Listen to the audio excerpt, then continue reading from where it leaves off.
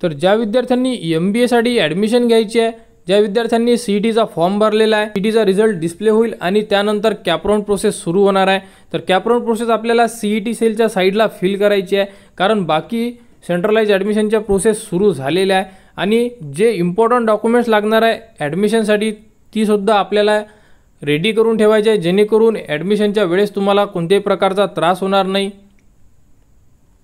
तर ह्या व्हिडिओमध्ये आपण जे इम्पॉर्टंट डॉक्युमेंट्स लागणार आहे MBA ॲडमिशनसाठी ते बघणार आहे तर हा व्हिडिओ शेवटपर्यंत बघा आणि चॅनलवर नवीन असाल तर चॅनलला सबस्क्राइब करायला विसरू नका। MBAच्या ॲडमिशनच्या ज्या पूर्ण प्रोसेस असणार आहे ती तुम्हाला आपल्या YouTube चॅनलवर उपलब्ध करून देण्यात येणार आहे।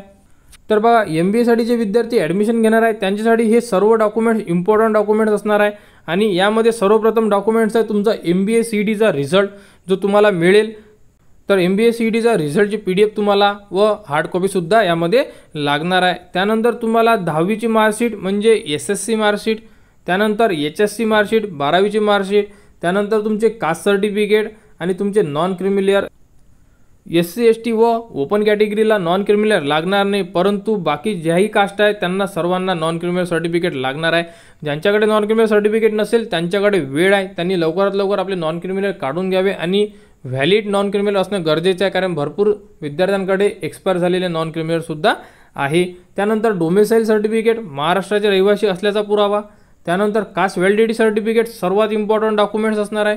ज्या विद्यार्थ्यांकडे कास्ट व्हॅलिडिटी सर्टिफिकेट नसेल ते यासाठी इलिजिबल नाही आहे, नसेल तर तुम्ही अप्लाय करू शकता।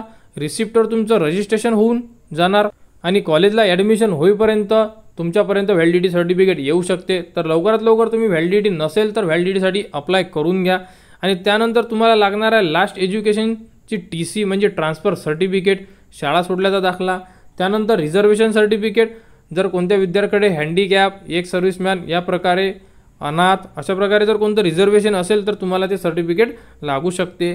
त्यानंतर उत्पन्नाचा दाखला म्हणजे इन्कम सर्टिफिकेट आणि ID प्रूफसाठी तुम्हाला लागणार आहे आधार कार्ड। तर अशा प्रकारे टोटल 11 डॉक्युमेंटची ही लिस्ट आहे आणि सर्व डॉक्युमेंट्स हे इम्पॉर्टंट आहे। तर सर्व विद्यार्थ्यांनी म्हणजे ज्या विद्यार्थ्यांना MBA करायचे आहे त्या विद्यार्थ्यांनी सर्व डॉक्युमेंट्स रेडी करून ठेवा, जेणेकरून तुम्हाला कोणत्याही प्रकारची ॲडमिशन प्रोसेसमध्ये अडचण जाणार नाही व कोणत्याही प्रकारे तुम्हाला त्रास होणार नाही। तर तुम्ही आता तुमच्याकडे वेळ आहे, तुम्ही डॉक्युमेंट्स रेडी करून ठेवता, कारण भरपूर विद्यार्थी वेळेवर करू असे म्हणून ॲडमिशन प्रोसेसपर्यंत डॉक्युमेंट्स रेडी करत नाही व वेळेवर त्यांना ॲडमिशन मिळत नाही। तर असे तुमच्यासोबत होता कामा नये, त्यामुळे सर्व डॉक्युमेंट रेडी करून ठेवा व MBAची पूर्ण जे प्रोसेस असणार आहे त्या संदर्भात सर्व अपडेट तुमच्यापर्यंत पोहोचवल्या जाईल। त्यासाठी आपल्या चॅनलला सबस्क्राइब करा, जेणेकरून या संदर्भात सर्व अपडेट तुम्हाला मिळाल्या पाहिजे व MBAच्या ॲडमिशनसाठी आपल्या चॅनलला सबस्क्राइब करा।